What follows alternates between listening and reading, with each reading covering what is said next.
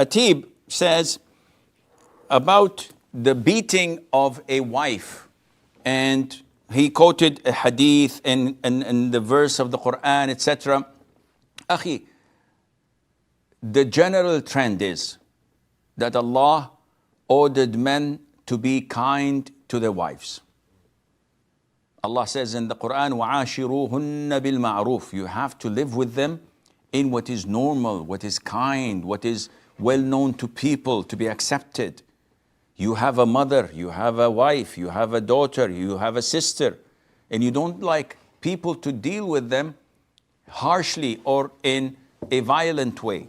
So this is the general trend. However, what goes behind closed doors is something that only the man and his wife are capable of handling. There should be no outside interference, because whenever there is interference from the families, things go south.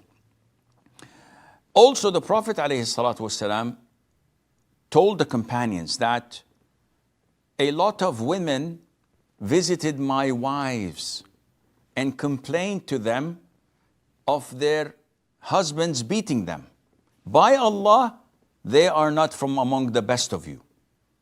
Meaning these men who beat their wives are not among the righteous, the pious, those who are God-fearing. And this is a strong warning from the Prophet ﷺ. Now, when we judge things, we don't as Muslims refer to the United Nations. We don't refer to the Geneva Convention. We don't refer to man-made laws made by the disbelievers and the kafirs. We refer to the Quran and the Sunnah. So if you go to verse 34, chapter 4, I'm giving you the reference. وَاللَّاتِ تَخَافُونَ نُشُوزَهُنْ. Those whom you fear their disobedience, their rebellion. What to do with them, the women? Then you should advise them. You should give them counseling. You should remind them of Allah, of how bad this is, how sinful it is, and that they are doing something that Allah does not love. فَعِظُوهُنَّ. If this doesn't work, وَهْجُرُوهُنَّ فِي الْمَضَاجِعِ. Then you have to abandon them, but this is only in regards of intimacy. So you sleep with her on the same bed, but you don't have any intimacy. You don't hug her, you don't kiss her, you don't have any hanky-panky.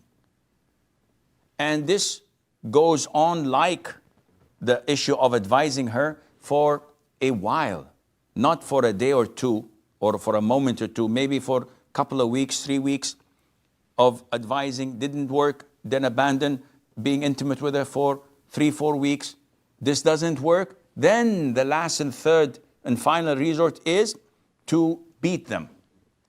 So Allah doesn't say bring a baseball bat to beat them up with it.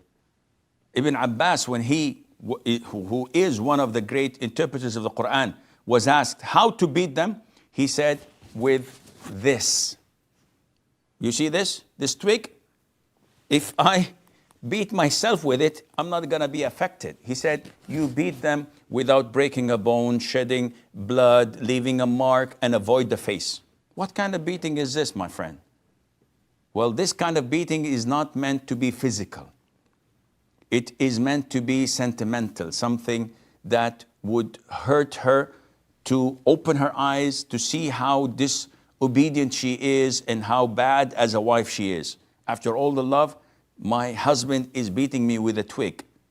So this kind of beating is a form of reprimand, not slapping her on the face, not slapping her on the shoulder and leaving marks of your fingers on. This is not permissible.